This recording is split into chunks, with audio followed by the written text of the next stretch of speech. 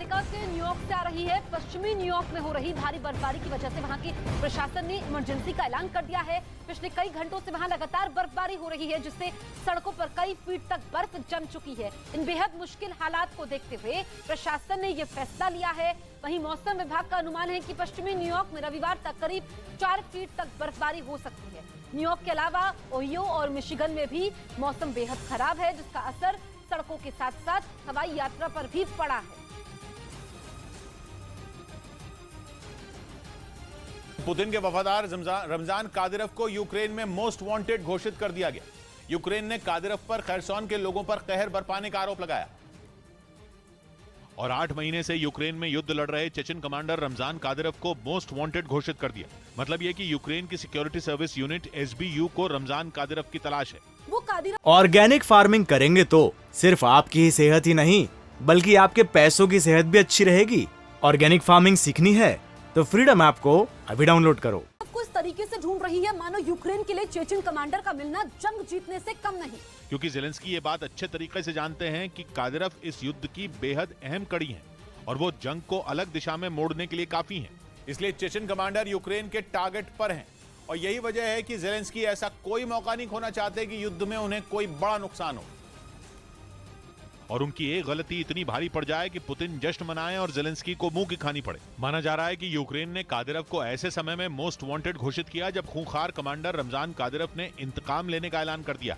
Kadyrov का यह गुस्सा यूक्रेन की उस स्ट्राइक के बाद फूट पड़ा जिसमें कादिरोव के 40 लड़ाकों को यूक्रेन की सेना ने मौत की नींद सुला दिया था। वो लोग ज़ेलेंस्की की फौज की मिसाइलों का शिकार बन गए थे। खैरसोन में कादिरोव के ठिकाने पर ज़ेलेंस्की के जवानों ने इतनी मिसाइलें बरसाई थीं कि उनके लड़ाकों को भागने तक का मौका नहीं मिला और तब ये दावा किया गया कि मिसाइलों की ताबड़तोड़ मार से 40 से ज्यादा चेचन लड़ाकों की मौत हो गई। जो बच गए थे वो भी बुरे हाल में दिखाई दिए और माना जा रहा है कि अपने लड़ाकों का ऐसा हाल देखकर कादिरोव का खून खौल गया था। ये मंजर देखकर उन्होंने यूक्रेन को दुनिया के नक्शे से मिटा देने की कस्में खा ली। गुस्से की आग में जल रहे कादिरोव ने ज़ेलेंस्की से सबसे बड़ा बदला लेने की धमकी दे दी और माना जा रहा है कि रमजान कादिरोव की इस धमकी के बाद यूक्रेन दहशत में आ गया है, क्योंकि कादिरोव का इतिहास सबसे खूंखार रहा है और अब लगने लगा है कि आने वाले दिनों में ही कादिरोव कुछ ऐसा करेंगे जो यूक्रेन के लिए बर्बादी ला सकता है। क्योंकि पहले भी यूक्रेन के अलग अलग शहरों के साथ कीव पर ताबड़तोड़ हमलों में कादिरोव के लड़ाकों ने रूसी सेना की मदद की थी। उनके दम पर ही एक के बाद एक मिसाइलों को रूस ने यूक्रेन पर दागा था और देखते ही देखते पूरे कीव की तस्वीर बदल गई थी।